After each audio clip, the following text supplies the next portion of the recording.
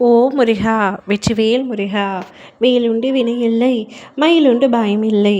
என் அன்பு தங்கமே, இனி நீ விரும்பும் நபர் என் ஒரே சொந்தம் நீ மட்டும்தான்.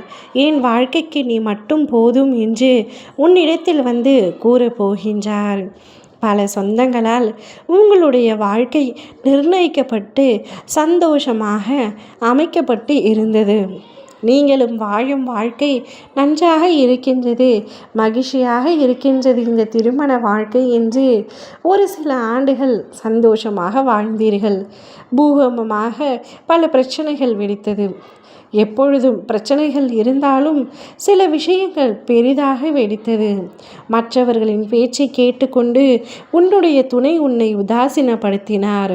உன்னை வேண்டாம் என்று சொல்லும் அளவிற்கு மற்றவர்களின் பேச்சை கேட்டுக்கொண்டிருந்தார். தலையாட்டும் பொம்மை போல யார் உனக்கு எதிராக சொன்னாலும் அதை அப்படியே நம்பிக்கொண்டு உன்னிடத்தில் வந்து சண்டையிட்டு கொண்டிருந்தார். என்ன இந்த வாழ்க்கை என்று தோன்றும் அளவிற்கு பல வேதனைகளை நீ அனுபவித்திருக்கின்றாய். உன்னுடைய வேதனைகளை வார்த்தைகளால் சொல்ல முடியாது.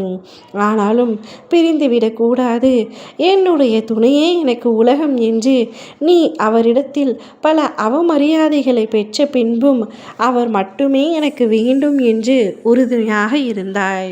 அதற்கு காரணம், அவரை பிரிந்து சென்று விட்டால் ஊரார் என்ன சொல்வார்கள், உறவினர்கள் என்ன சொல்வார்கள் என்ற பயமும், உன்னுடைய பெற்றோர்கள் இதை தாங்குவார்களா என்ற கவலையும் உனக்குள் இருந்ததால் அவர் எதை சொன்னாலும் எதை செய்தாலும் அனைத்தையும் அனுசரித்து வாழ்க்கையை வாழ்ந்து கொண்டு வந்தாய்.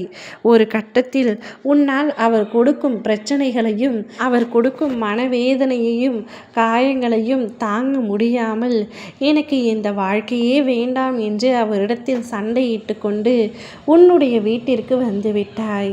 இத்தனை வருடங்கள் ஒன்றாக வாழ்ந்த போதிலும் புரியாத அன்பு அவருக்கு இப்பொழுது இந்த பிரிவின் மூலம் புரிந்திருக்கின்றது.